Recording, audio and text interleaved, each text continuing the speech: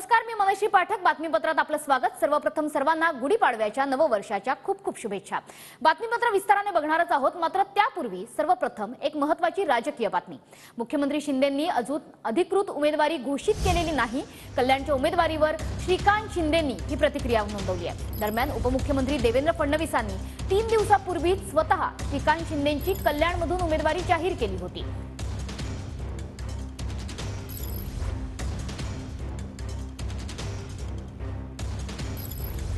भारतीय जनता पक्षाकडनं विरोध नाही. श्रीकांत शिंदे हे कल्याणमधले शिवसेनेचे उमेदवार असणार आहेत. ते महायुतीचे उमेदवार असणार आहेत. भारतीय जनता पार्टी त्यांच्या पाठीशी खंबीरपणे उभी राहणार आहे, पूर्ण ताकदीने. आणि मागच्या वेळेसपेक्षा जास्त मतांनी डॉक्टर श्रीकांत शिंदेंना कल्याणमधनं आम्ही सगळे, म्हणजे भारतीय जनता पार्टी, शिवसेना, राष्ट्रवादी, रिपाई, रासपा, आमची जी एक बृहद युती आहे, ही युती त्या ठिकाणून त्यांना निवडून आणेल हा मी विश्वास.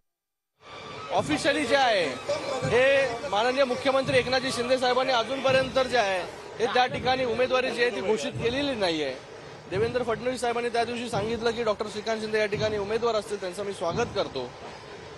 आमचा जो पक्ष आहे हा कार्यकर्त्यांचा पक्ष आहे. या ठिकाणी जे आहे हे कुठल्या एका व्यक्तीपुरतं किंवा एका परिवारापुरतं मर्यादित जो आहे हा पक्ष नाही.